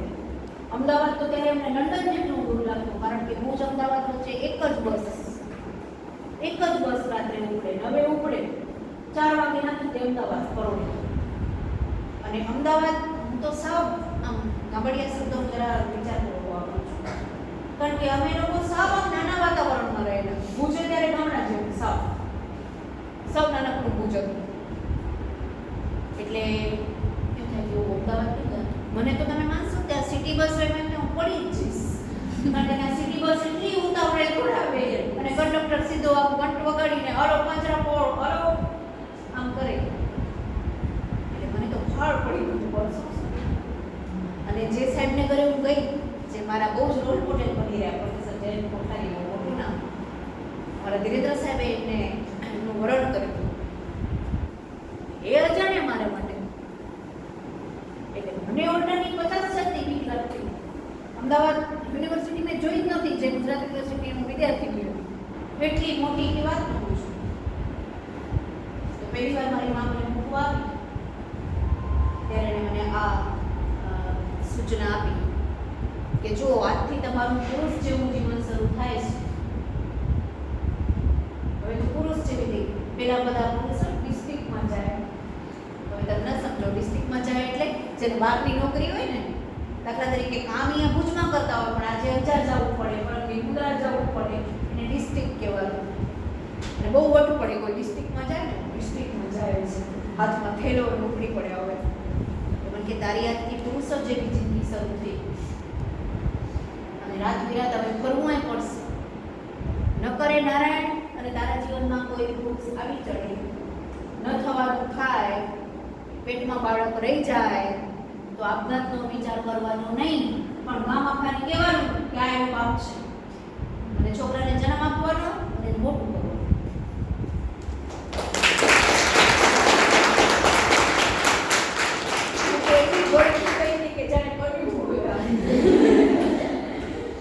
અમે નાના હતા ત્યારે ભોળા બહુ હતા. આજ માએ મને એકવાર એને શીખવાડ્યું હતું કે પુરુષનો હાથ અડે પણ જોખમી છે સ્ત્રી માટે. એટલે કેવા બીજું માંગતી હતી, તમે સમજાય. પછી હું એવી બીજ હતી કે બજાર જાઉં ને કોઈનો હાથ અડી જાય ને, મને થાય બાળક આવી જશે તો કેટલા ભોળા નાનપણ 8 પછી હવે તો હાથ શું કોઈ પણ મારા ઘણા બધા પાઈ પણ આવું ગોળ પણ હતું. ત્યારે મારી માએ આ શીખવાડ્યું, ત્યારે મને આખી રાત નીકળ મને સાલમાં ઉઠાવશે તો ભરાવશે ને. હું નવા યુગની હતી, મને આવી બીક લાગી, અને જૂના યુગની હતી તો એને બીક ના લાગી. એટલે આ બધી તાલીમ મારા મોટા ભાઈ હરેશભાઈએ પણ એવી જ તાલીમ આપી. અંધારામાં બીક લાગે એટલે ખાસ આખા ઘરની લાઈટ ઉડાડી અને એમને ઉપરના રૂમમાં કામ કરવા મોકલે. અને પછી પિતા ના પાડવાની તો વાત જ નથી. એટલે આમ થથરતા ઉતરીએ ત્યારે એમ કે કાંઈ થયું, અંધારામાં કાંઈ થાય નહીં. અને 1 મિનિટમાં અંધારાની નીકળી. જે ના પાડવામાં આવે, ખાસ ગોળનું શાક ન ભાવે એટલે મારી માં ગોળનું શાક જ કરે. એક દિવસ નહીં જમો તો પેટ ગળું થઈ જશે. બરોબર? નોકરી કરીને હું આવ્યો, ભયંકર ભૂખ લાગ્યો, એટલે મેં તમને કીધું નાસ્તા પાણીનો તો સવાલ જ નહોતો. અને ઓછીનું ગોળનું શાક નથી. મારા ભાભી ઘણી વાર એમ કે બટેટા વઘારો, તો કે ના, ગોળ જ ખાશે, નહીં ખાય તો કાંઈ વાંધો નહીં. પછી જ્યારે ખાવાનું ચાલુ કરીએ ને એટલે બીજે દિવસે બટેટાનું શાક હાજર, તાલીમ અપાઈ જાય. પછી લાટકોટ ચાલુ. પહેલી વાર નહીં એટલે નહીં, બાય કરી જાઓ. તાલીમ પણ ઘણો બધો આવું ઘણું બધું જીવનમાં આનંદ લેવા જેવું મળ્યું છે. એટલે ડોટ આઉટ રહેવાની કલા મહાપુરુષોએ, સ્વજનોએ, માતાએ શીખવી છે. અને અભિમાનથી નહીં, પણ એક મક્કમતાથી, નિશ્ચયાત્મકતાથી અને શાંતિથી જીવવા માટે ડોટ આઉટ લેવાની કલા શીખવા જેવી છે. મને લાગે છે.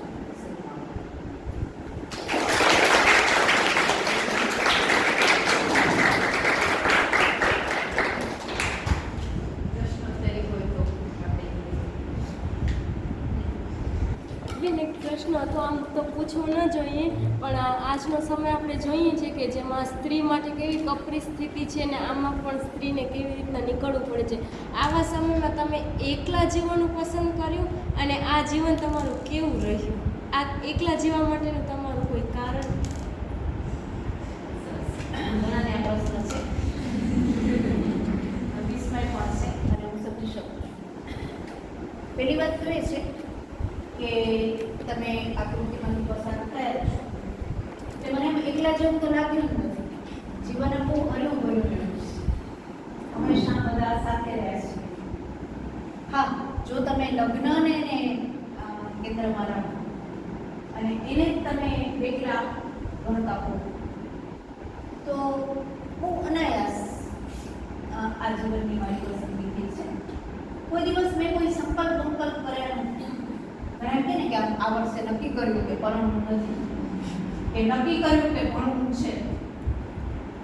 મારા જીવનમાં મને એક મોટી ભેટ મળી હોય ને તો સહજતાથી મળી છે. બધું સહજ રીતે બન્યું છે. હું નાની હતી, ભણતી, કોલેજમાં આવી, મેં સાહેબે કહ્યું કે પીએચડી કરવાનું છે. પીએચડી કર્યું પછી આ મનમાં ક્યારેક વિચાર આવે કે આપણે અધ્યાપક થવાનું મળે તો કેવી મજા આવે. તો એ તક મળી, જીપીએસસી પાસ કરી, અધ્યાપક થઈ, પીએચડી થઈ. કોઈ સંજોગો નહોતા, એવા સંજોગોમાં અચાનક જ યુનિવર્સિટી ભેટ મળી. અચાનક મને યુનિવર્સિટીમાં તક મળી, કારણ કે કામ કર્યું તો ત્યારે ખબર જ નહોતી કે કામનું મૂલ્ય છે. પછી હું આ મૂલ્ય અહીંયા સમજાણું કે 15 વર્ષના અનુભવી પ્રોફેસર જોશે અને બરાબર મને ત્યારે 15 વર્ષ થયા.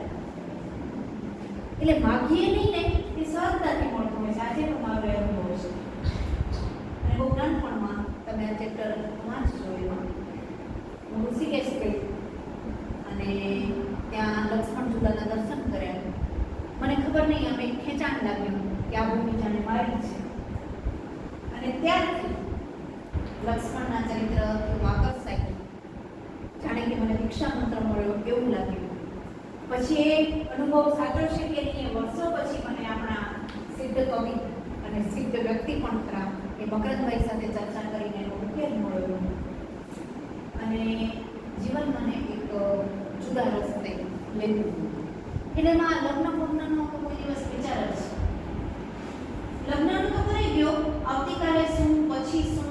અત્યારે પણ મને ઘણા એમ કે તમને બીક નથી લાગતી કે તમને છેલ્લે હાર્ટ એટેક આવશે કે આમ થશે તો કોઈ વિચાર જ મને નથી આવતો. કારણ કે હું સંપૂર્ણપણે એમ માનું છું કે કુદરતને હવાલે જો તમે જીવો તો એક સેકન્ડનો વિચાર કરવાની કોઈ જરૂર નથી. એટલે હું ઘણી વાર હસતી આવું કે મારું કામ નેચર ક્યોર સેન્ટર જેવું, નેચરને અને એવા અનેક અનુભવો મેં કર્યા છે કે મને કલ્પના ન હોય. તમે એને નામ આપવું હોય તો ચમત્કારો પણ આપી શકો, પણ એવું નામ તો મારા જેવી સામાન્ય વ્યક્તિ આપી જ ન શકે. પણ એવું બને કે આપણે ધાર્યું કુદરત ઉપર અટલ વિશ્વાસનું વરદાન મને મળ્યું છે. એ કરવો અઘરો છે અને બહુ જ અઘરો છે. કારણ કે જે દેખાતું નથી, જેને આપણે જોયું નથી, જેનો સીધો કોઈ અનુભવ નથી, જેની કોઈ સાબિતી નથી, એને વિશ્વાસે આમ લેવું અઘરું છે.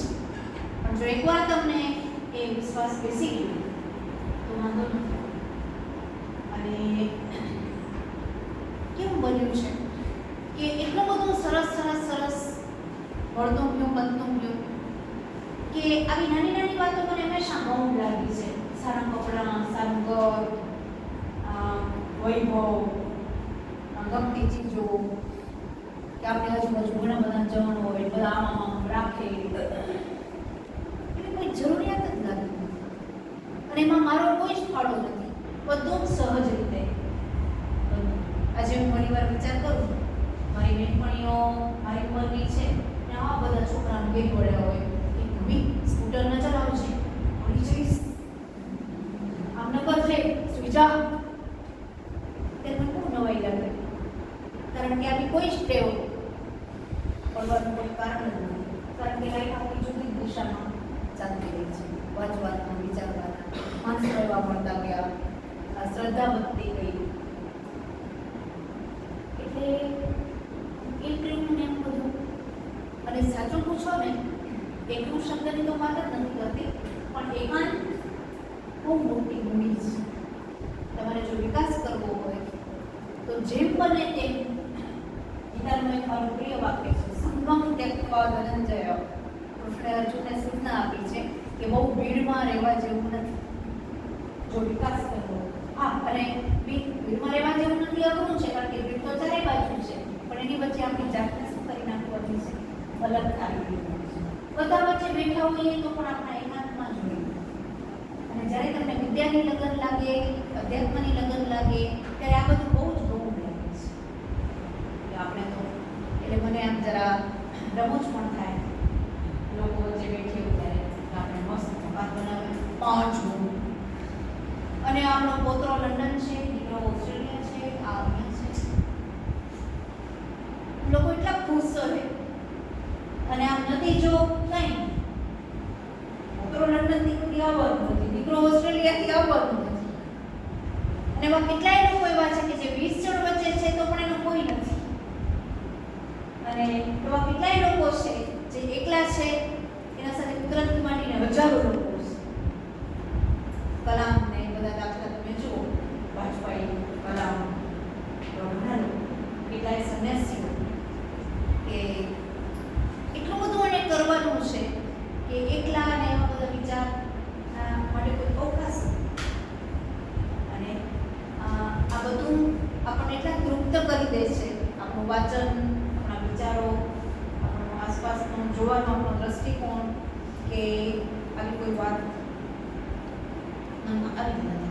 પણ એ પણ વાત સાચી છે, તમે પૂછ્યું હોય કે તમે આ રીતે કરો, જીવવાનું ઈચ્છો તો મક્કમ મનોબળ, તટસ્થતા, વારે વારે માથું લગાડવું લાગે છે, એવી બધી બાબતો જે આપણી માનસિકતા છે એને તમારે ઘણી બદલવી પડે. થોડાક તમારે વિરેવાદ થવું પડે, તૈયાર રહેવું પડે. એ પણ તમને કહું કે પૈસા સરળ હતી ત્યારે પણ બીજા બધા સંજોગોમાં પણ મારી નાખવા સુધાની ધમકી મળી છે. અને હું ઘણાને ત્યાં સુધી મેં કીધું છે, આ બધા મિત્રોને ખબર છે કે હું સવારે 6 થી 7 એકલી કરવા નીકળું છું, કોઈ ભેગું હોતું નથી. હાર મારવી હોય તો તક છે, આ મોનો કલાક. એ પણ મેં જ્યારે હું ચાર્જમાં હતી ત્યારે જાહેરમાં ઘણા લોકોને એમ થાય કે દર્શનાબેન ન હોય તો સારું. અમારા એક સાહેબ એકવાર મારા પર એટલા બધા ગુસ્સે થઈ ગયા કે અહીંયા સુધી પહોંચી આવ્યા અને ખાલી ગળું પકડવું બાકી હતું અને કોઈકે એને પકડી લીધા કે આજે પાછા મને શું ચાલે છે. તો ત્યારે આવેશમાં એને કર્યું. સ્ત્રી પુરુષના ભેદે મને કોઈ દિવસ નથી લાગ્યા, કારણ કે અમારી ઘરની તારી જેવી હતી. હું સ્ત્રી છું એવું મને ત્યારે યાદ જ નથી કરતું. એક વ્યક્તિ તરીકે જ અમારો બધાનો ઉછેર થયો છે. એટલે આના ભેગા જવાય ને આના ભેગા ન જવાય ને આનો વિશ્વાસ ન કરજો ને એવું મને કોઈ દિવસ વિચાર જ નથી. એટલે એમાં ઉછેર પણ ઘણો બધો જવાબદાર છે. મારી માની નૈતિક તાકાત પણ જવાબદાર છે. અમારો આખો પરિવાર લગભગ વિશિષ્ટતાઓ ધરાવતો પરિવાર છે. કેટલાક એવા મામાઓ છે, મારા 3 મામા, નજીકના મામા એ અલ્પેલું છે અને એટલા માથાના ખોળાલ છે એ વાત ન પૂછો, જેના વિશે પરિચય કરવામાં લખેલું છે. એટલે બહુ જુદી રીતે પરિવારમાં મેં આવા ઘણા લોકોને જોયા છે. અને બહાદુરી, હિંમત એ પણ અમને વારસામાં મારા સગા મામા કાર્તિક પ્રસાદભાઈ તરફથી પણ છે. બહાદુરી મળી છે, મારી આ તો ખરી જ ભાઈઓ પણ. એટલે હું સહજ રીતે, આમાં કાંઈ એવું નથી કે મેં નિર્ધાર કર્યો હતો ને આ તારીખે નિર્ણય લીધો, એવું કશું નથી. સહજ રીતે મને પોતાને એમ થાય કે ઓહો, આવું બધું સહજ રીતે કેમ બની ગયું છે. ઉમાશંકરે નિબંધ સ્વરૂપની ચર્ચા કરતા ખૂબ સરસ વાત કરી છે કે નિબંધ કેમ લખાય? સહજ રીતે. કેવી સહજ રીતે? તો કે મુઠ્ઠી ભરીને મોતી વેરો અને અનાયાસે આકૃતિ દોરાઈ જાય, એનું નામ નિબંધ. મારે થોડું કેવું થયું છે કે મુઠ્ઠી ભરીને મોતી વેર્યા અને એક આકૃતિ નિર્માઈ ગઈ.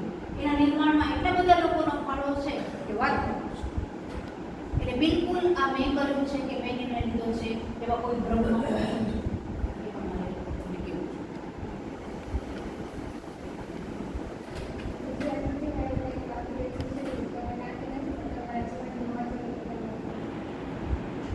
ખાસ કંઈ નહીં, નવી આવૃત્તિમાં 1-2 વાત મેં ઉમેરી છે.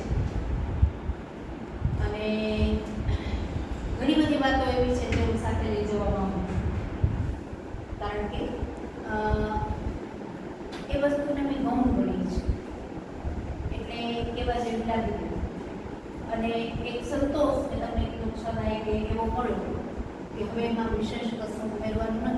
માત્ર મારે એટલું જ જોવું છે કે જે સ્વસ્થતાથી જીવવાનો મેં પ્રયત્ન કર્યો કે મૃત્યુ આવે છે કે નહીં એ જોવાની મને જિજ્ઞાસા છે.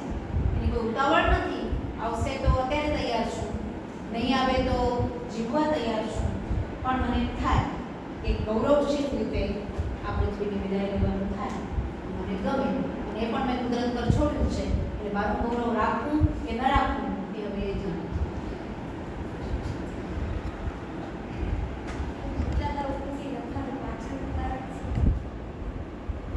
મેં તમને કહ્યું એમ કે એટલું બધું સરસ જીવન મળ્યું, એટલા સરસ વિદ્યાર્થીઓ, ધાર્મિક ઘટનાઓ, સરસ ઉત્તમ સાહિત્યકારો, વાંચનકાર. વિદ્યાર્થી હતી ત્યારે મારી ઘેર આવી ગયા છે એવા કેટલાય સાહિત્યકારો, નવી નવી તકો, ઇનામો, એટલું બધું બન્યું 6 દાયકામાં કે મને એમ થયું કે આ બધું સાચવવું જોઈએ. બીજું કે આ લુપ્ત થતી સંસ્કૃતિ છે. અમે જેમાં જીવ્યા ને આ ફળિયા સંસ્કૃતિ, આ પ્રેમ, આ નિસ્વાર્થપણું, આ આખું વાતાવરણ, આવા વિદ્યાર્થીઓ એ હવે શક્ય નથી. એટલે મને એમ થયું કે સચવાઈ જાય. તમે જોજો 5 વર્ષ પછી આ કૃતિ તત્કથામાં બનશે. એ શક્ય છે. કારણ કે આજે કોઈ માનવા તૈયાર નથી કે કોઈ બેનપણી રોતી રોતી આવીને એમ કે તારા વિનાનું જગત મને કેવું લાગશે. આજે કોઈ એમ કે આ બધા વિદ્યાર્થીઓના મા બાપો મને એટલા ચાહે છે. એમાં જીન્સ બધા આવી જાય. એના મા બાપો મને એમ કે આ છોકરાને મેં ખાલી જન્મ જ દીધો છે, બાકી તમારા જ છે. 85 ના મા બાપથી માંડી મારા એક વિદ્યાર્થીને નોકરી મળી ત્યારે એના પિતા સાવ ગ્રામ્ય જન હતા, હમણાં ગુજરી ગયા. એ મારા પેલા વિદ્યાર્થીને લઈને ઘરે આવ્યા. મને કે આ મારો છોકરો છે ને આજથી તમારો ગુલામો, કારણ કે તમારે કારણે એને નોકરી મળી. હું એને બાપ તરીકે જન્મ દેવા સિવાય કાંઈ કરી શક્યો નથી. તદ્દન ગામડિયો માણસનું આપી નાખ્યું. એવા કેટલા વાલીઓના ચહેરા અત્યારે મારી સામે આવે છે.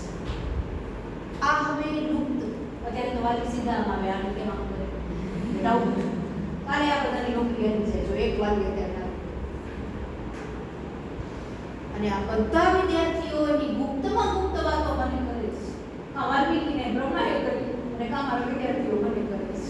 પ્રેમમાં પડે તો એ કે, ભાગી જવાનું હોય તો એ કે, ભાગીને દુઃખી થાય તો એ કે, ને સુખી થાય તો એ કે. પહેલી રાતની વાત એ કે હું પૂછતી નથી, પણ એવો એક વિશ્વાસ એ લોકોએ મારામાં જોયો છે. એટલે આ બધું છે ને હવે ધીમે ધીમે દંતકથામાં રૂપાંતર જેમ હોય ને કે નરસિંહ મહેતાને ભગવાન મામેરું પૂરવા આવ્યા એમ 10 વર્ષ પછી હું નહીં હું પણ તમે સાંભળજો કે દર્શનાબેને માની ન શકાય એવી કેટલીક વાતો લખી છે. એટલે આ દર્શનાબેને લખી જ નથી એવી પરિસ્થિતિ આવી. એટલે મને એમ લાગ્યું કે આ બધું સચવાવું જોઈએ. આવા પડોશીઓ, આવા મિત્રો, આવો વિવેક, આવી ડિસન્સી, અને જેના પાસે કાંઈ નહોતું. મેં હંમેશા જોયું છે કે કહેવાતો કોમનમેન એટલો ઊંચો હોય છે કે કહેવાતો પંડિત એટલો નથી હોતો. આ મારા ગામડાના વાલી. હમણાં બીજા એક મારા વિદ્યાર્થીના પિતાએ રજા લીધી તો કુદરતી અમને ખબર નહીં અમે છેલ્લી વાર મળે છે. ગયા વર્ષે એને ઘરે ગઈ તો મને કે આ તમારા કીર્તિને સાચવજો બરાબર. હું તો હવે આજે છું ને કાલે નથી. આ કીર્તિ ખાલી તમારું માને છે. અત્યારે પાડે સ્કૂલનો આચાર્ય છે. એ અમને કહ્યું ને 2 મહિને નહોતા. છેલ્લે મને આ કહીને ગયો. એટલો બધો પ્રેમ કરે. હું મોટ ક્યારેક ન જઈ શકું તો તરત મને કહે કે આ કામ કીર્તિ હમણાં કાંઈ ગુનો કર્યો છે તે તમે દેખાતા તો મને કહી દેજો તો આપણે એને ખોખરો કરી નાખશું. આવો પ્રેમ. એટલે આવું બધું હવે ધીમે ધીમે લુપ્ત થઈ ગયું. એટલે મને એમ લાગ્યું કે આ બધી વાતો સચવાઈ જવી જોઈએ કે આજથી 40 વર્ષ પહેલા લોકો આ રીતે જીવતા.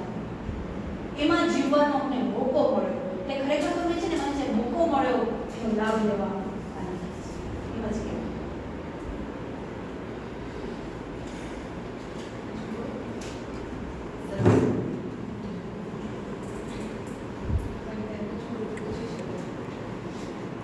આજની સ્ત્રીને શું સલાહ આપશો કે આજના સમયમાં કેવી રીતે રહી શકે એના પોતાના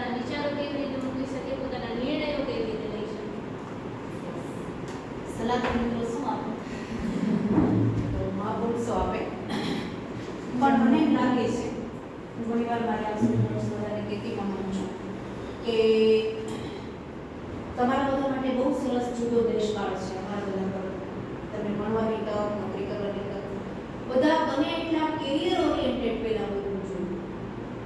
કારણ કે પહેલા આપણે વ્યક્તિ છીએ, એટલે આમ તરત લગ્ન કરી નાખવા, તરત ગોઠવાઈ જવું, જેમ મને એમ સગવડમાં રહેવું. અને હજી પણ સ્ત્રીઓ છે ને કેટલીક બાબતોમાંથી બહાર નથી આવતી. હું જોઉં છું તમારામાંથી કેટલા એવા છે જે બૌદ્ધિક ચર્ચા કરે? મારે વખતે પણ નહોતા. સ્ત્રીઓ બૌદ્ધિક ચર્ચા નથી કરી શકતી, સ્ત્રીઓ નાનું વિચારતી નથી, તણાઈ જાય છે હજી પણ. મારો બાબો ને મારી બેબી ને મારું ઘર ને રસોઈ હું જ કરીશ ને. સ્ત્રીઓમાં મુશ્કેલી શું છે? મારા મેં છે પણ મેં ધીમે ધીમે કાઢી છે.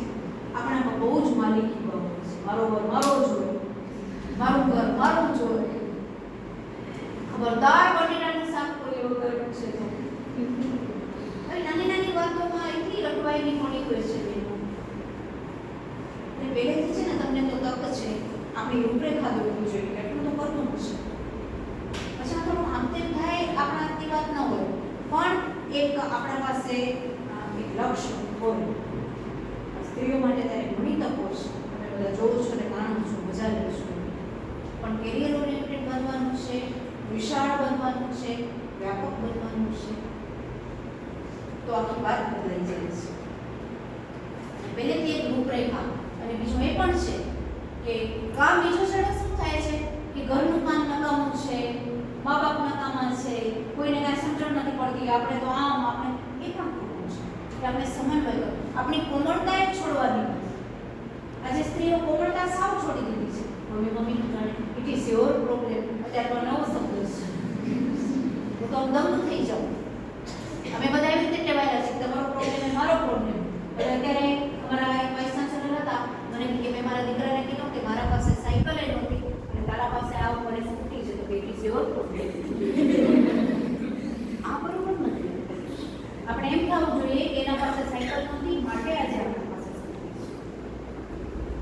એટલે આપણી જે કોમળતા છે ને, સ્ત્રીઓને કોમળતા ભેટ મળેલી છે. ખલાસ થઈ ગઈ છે. તમે જો સ્ત્રીઓ કેવી જરડ થઈ ગઈ છે, મને ત્યારે કેમ લાગે કોઈની પડી નથી. બધાની વાત નથી કરતી, જનરલ આમ દાદા ને જાજરમાં ને કાયદે કરી લો આવા ટોનમાં આવી જાય છે. એ પણ ખોટું છે.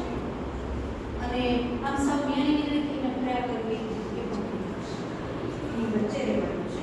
અને કેરિયર ઓરિએન્ટેડ એટલા માટે કે તમે રૂપિયાના જીવનમાં જીવો છો, લગ્ન જીવનના પાયા મૂકવા માંડ્યા છે. એટલે આર્થિક તમે જો મજબૂત નહીં હો તો આ સમાજમાં કોઈ નથી. આર્થિક એક જમાનામાં અમારા જમાનામાં ભાઈઓ માસીઓ સચવાઈ ગઈ, હવે આપણે કોઈ સાચવશે નહીં. એટલે આર્થિક મજબૂત બનવું ફરજિયાત છે. એના માટે તમે અત્યારથી પ્રયત્ન કરશો ત્યારે 5 વર્ષે ઉપર થશે. અને વેચવાની ભાવના જે સ્ત્રીઓમાં ઓછી છે એ બહુ ઓછી છે. નથી એને અતિ કઠોર બનવાનું અને નથી સાવ પહેલાંની સ્ત્રીઓએ જે વસ્તી જવું પડતું એમ જો હજી પણ આપણે થઈએ તો પછી આપણે ભણતર આપણે તકો મળી છે. અને વધારે ને વધારે વાંચવાનું છે.